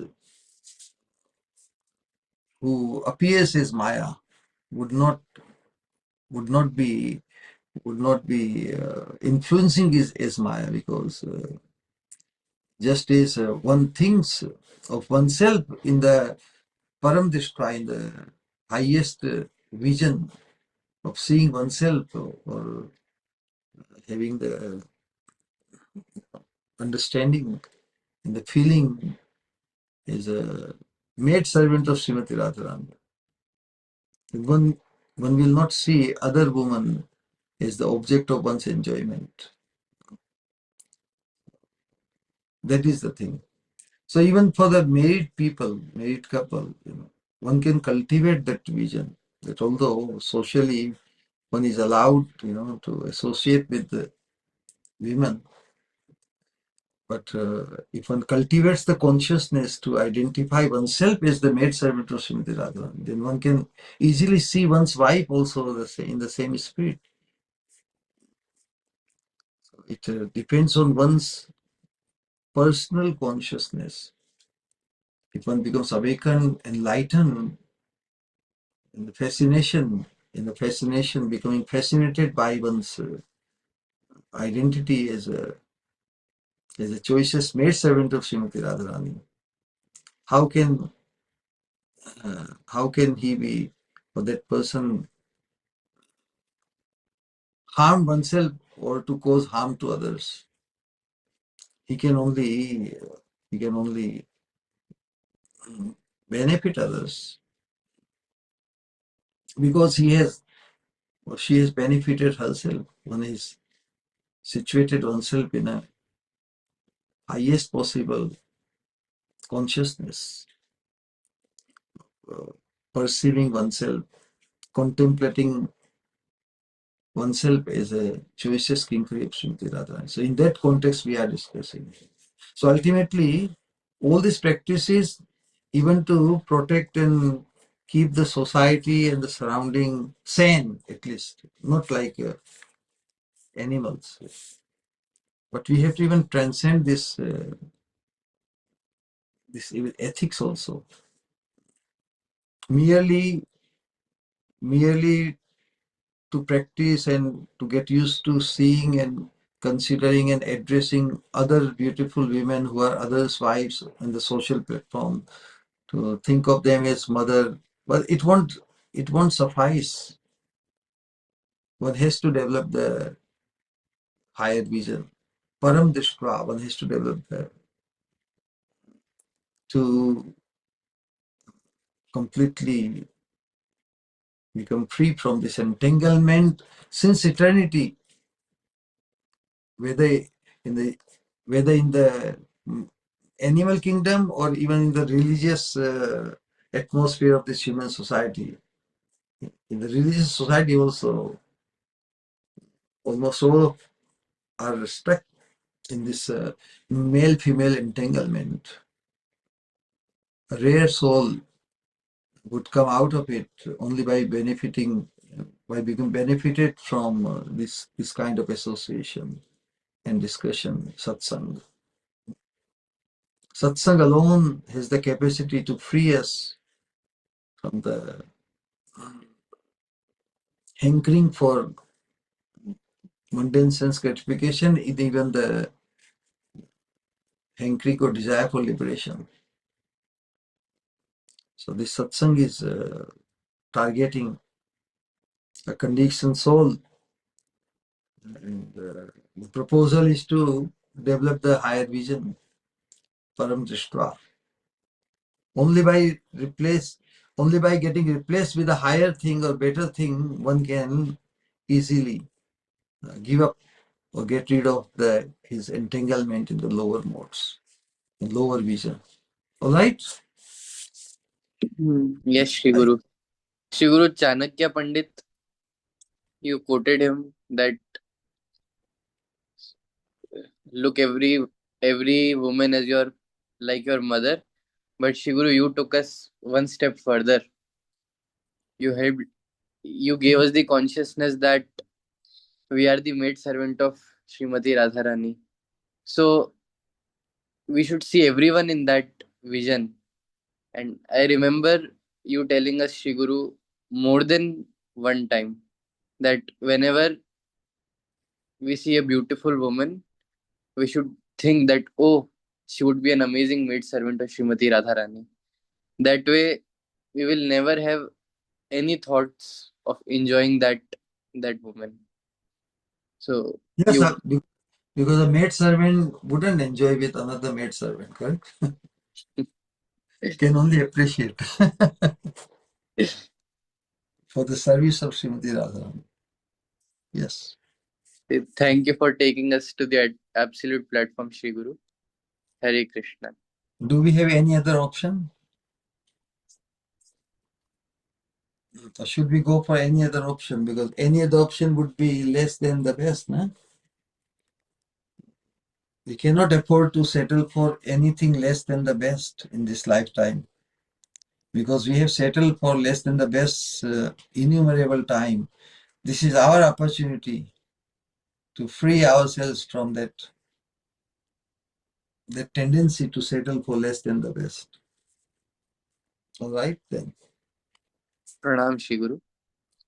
If anybody would like to speak or ask anything, kindly unmute.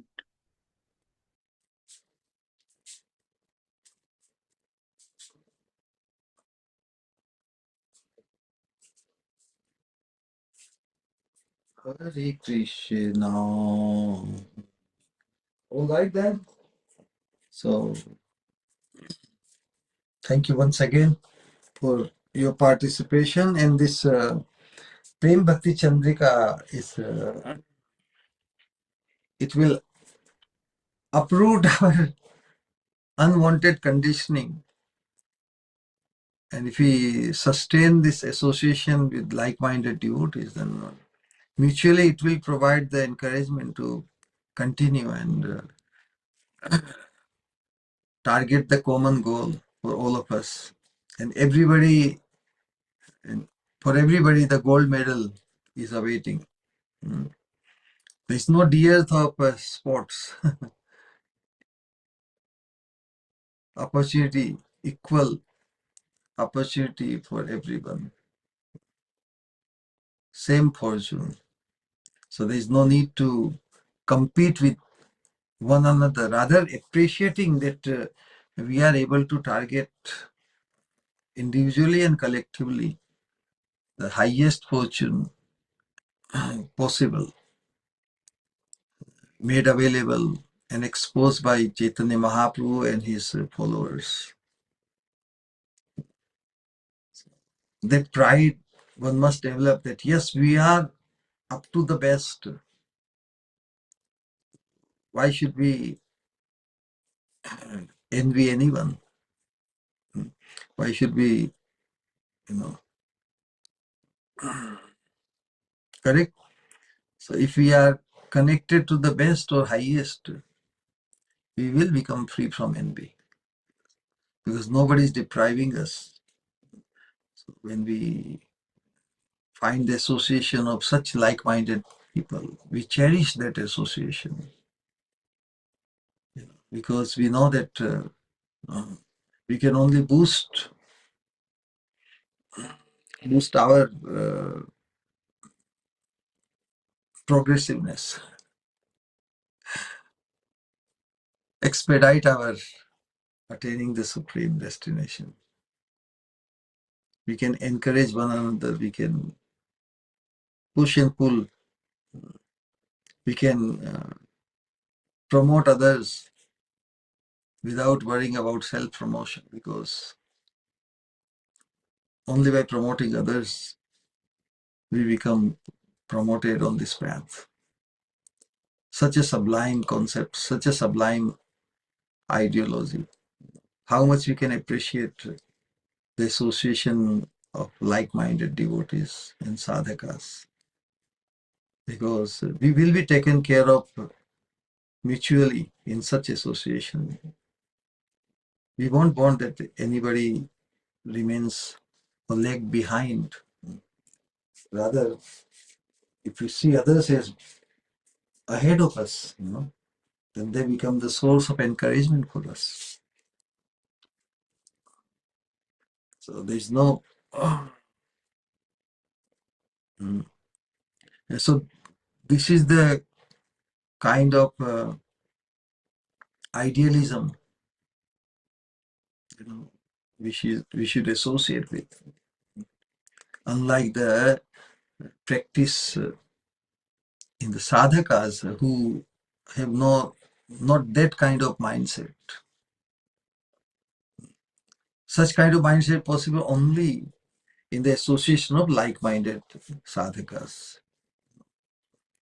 So we must also hanker, we must also insist to associate with such like-minded devotees and sadhakas. Nitai Gaur Premanande Hari Hari Hari Hari Bo. So,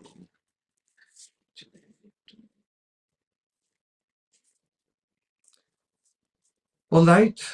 Hare Krishna, Krishna Krishna, Hare Hare, Hare Rama, Rama Rama. Nitai Gaur Premanande Hari Hari Bo. So we will see you in Hare Krishna Shri Guru, pranams. Yes.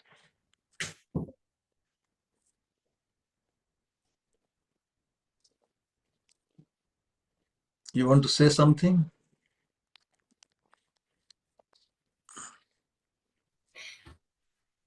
Thank you so much for such.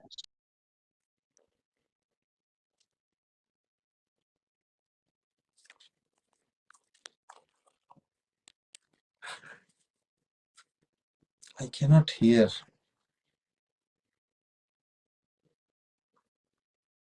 Is she audible? I cannot hear anything. Hare Krishna, Shri Guru Pranam. I think they are having network problems, Shri Guru. They left the meeting just now. Okay. Should be rejoining. Okay, so if everybody is satisfied and nothing else, we can just wind up here.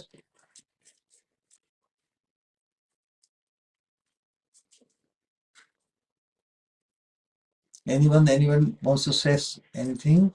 Last chance.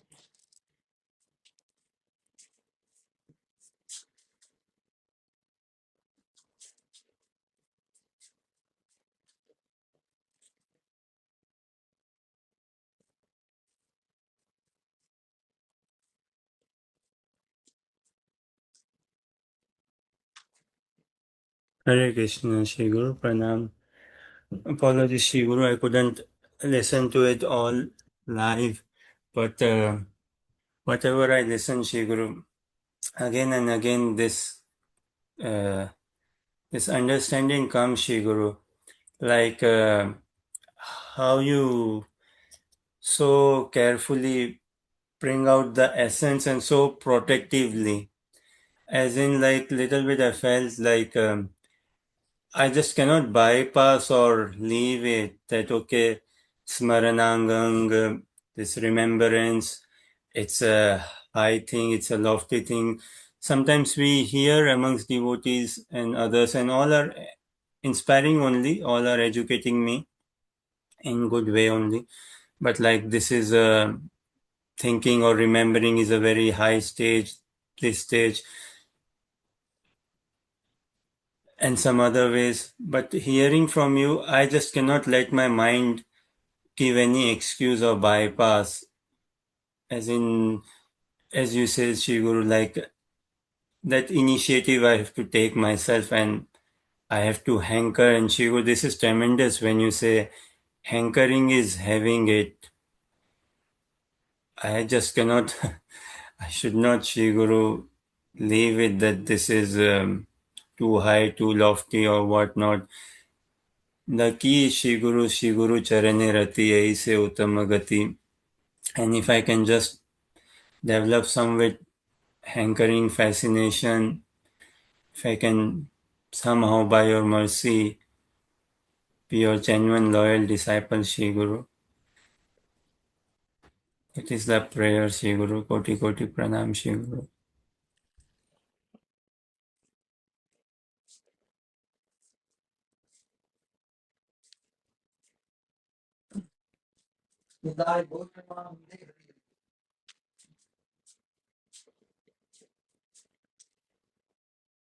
All right then.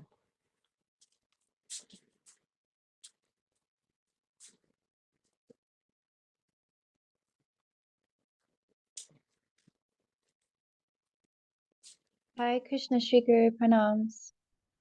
Hare Krishna. Sorry, I had some problem with connection. So I wanted to thank you.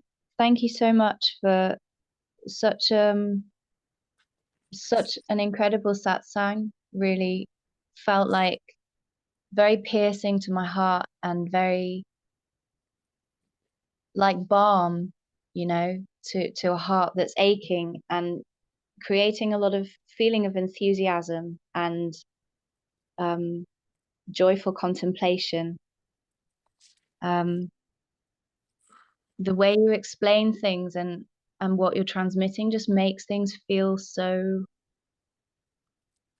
I don't know, there's like a hope that it's achievable,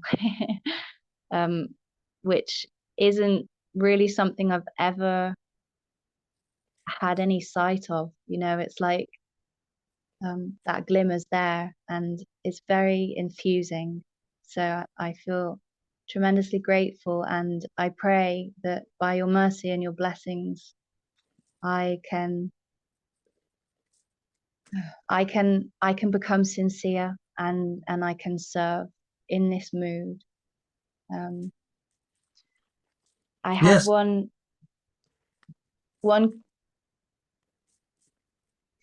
one question regarding association, because I have found that my tendency tends to lean towards renunciation more easily than being so that side of the scale. And so in recent years I've gone through the process of removing all of the people that I knew, all of the friends that I'd made in the places I'd gone and studied and worked and lived, and slowly collecting friends that were in this mood that you describe. It felt like kindred hearts. And so what I'm experiencing now is that there are some people in my life, they're not people that are physically close. Like I have one friend in Canada, I have one friend down the south of England, and they both turn to me in times of need. And so I've experienced that I've had a huge resistance to having association with these people, having phone calls, but then there's been a real feeling in my heart that, you know, I want to try and help them. And with one of these friends, they've both been going through difficult times. And so with one in particular, she was expressing how she'd been an atheist all her life, and now she's starting to feel a connection and a belief in a higher power.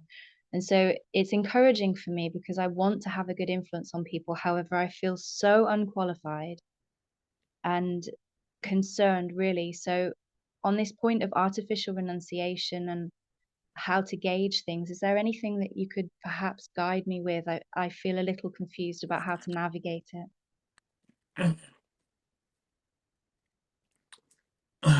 Yeah, because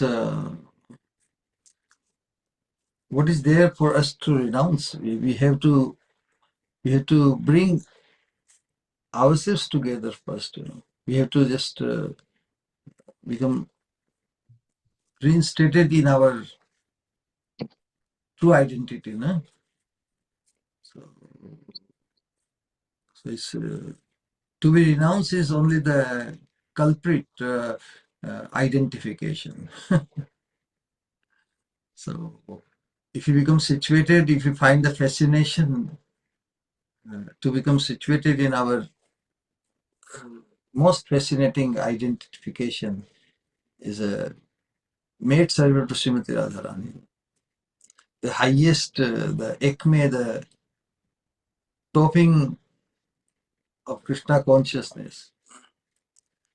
And then we don't have to, we won't endeavor, won't be, there would be no endeavor to trying to renounce. They will leave us. Misidentification will leave us because they have been replaced by the best. So once one gets used to and one finds the fascination to identify with the best,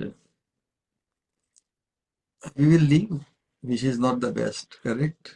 We may have been taking pride and pleasure in identifying with the other identities, no? And that's where most people are suffering. The only way to come out of that suffering of misidentification is only through the culture of this satsang and Krishna consciousness, to take the to take that inner pride.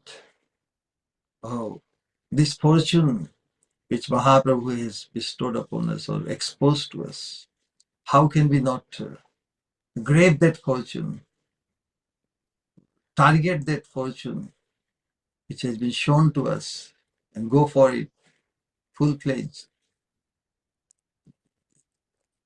No, because we cannot afford to let our energy or divided into many directions anymore. If we value sufficient what is being exposed to us, we cannot help but put our whole energy in one direction only, Sri Radha Dashyam. And now, in the form of showing your, your help to others, your friends and others, we can always try. Whole life we can try to, in reciprocation of your showing gratitude towards them, if you got some help from them. But our endeavor should be to be able to share the best with them. If they are not, if they don't become interested, how far one can sacrifice or one can allow to affect one's own progressiveness. That is the serious thing. We ourselves have a long way to go. If somebody comes along very easily, naturally, it's fine. But sooner they become aware that you are up to something very sublime, if they don't share their interest, then you can only wish them the best. Hare Krishna. I don't have good way of expressing in English, but you understand what I mean to say. Yes, thank you, Sri Guru. You are always your number one priority. One has to have progressive desire always to offer oneself or to be accepted and gain the eligibility to attain the service of the lotus feet of Srimati Radharani. Correct? Yes, Sri Guru.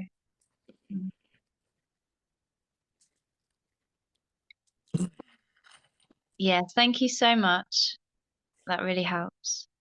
Nitai Gaur Premanande Hari Hari Bol.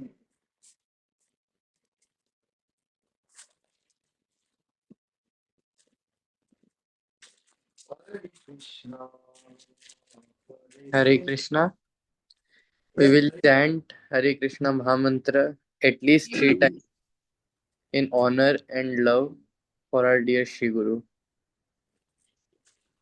Hare Krishna, Hare Krishna, Krishna, Krishna, Krishna, Krishna, Krishna, Hare Hare, Hare Hare Hare Ram, Hare Ram, Ram Ram, Hare Hare. Hare Krishna, Hare Hare Krishna, Krishna Krishna, Krishna, Krishna Hare Hare. Krishna, Hare Hare Hare, Ram, Hare Hare Ram, Ram, Hare Ram Ram, Ram, Hare Hare. Hare Hare, Hare Hare Krishna, Hare Krishna, Krishna, Hare Krishna Krishna, Krishna, Hare Krishna Hare. Krishna, Hare Hare Hare, Hare Ram, Ram, Hare Hare Ram, Ram, Ram, Hare Ram Ram, Ram, Ram Hare Hare. Ram, Hare Hare. from our hearts we will call out Om Vishnupad Paramhansa Parivrajakacarya Ashtottara Shat Shri Swamini Kripamurti Shri Srimad His Divine Grace Srila Prabhupada Bhakti Swarup Govind Maharaj ki Jai, जय हो, Jai, जय Jai. जय गुरुदेव, जय जय गुरुदेव. Samaveta Nitai Gaur Bhaktavinda ki jai. Nitai Gaur Premanande Hari Hari Hari Hari Bol. Pranam Shri Guru, Hare Krishna. Hare Krishna Shri Swamini Matirastu. Hare Krishna, Pranam Shri Guru. Hare Krishna, welcome. So we'll join you all in Kirtan in less than 2.5 hours. Hare Hare Krishna, Shri Guru Chandrika. Hare Gaur Krishna. Premanande Hare Hari Hari. Krishna, दंडवत प्रणाम गुरुदेव. Hare Hare Krishna, Pranam Shri Guru. Hare Krishna Shri Swamini Matirastu. Welcome everyone. Pranam Shri Guru. Nitai Gaur Premanande Hari Hari Hari Hari Bol.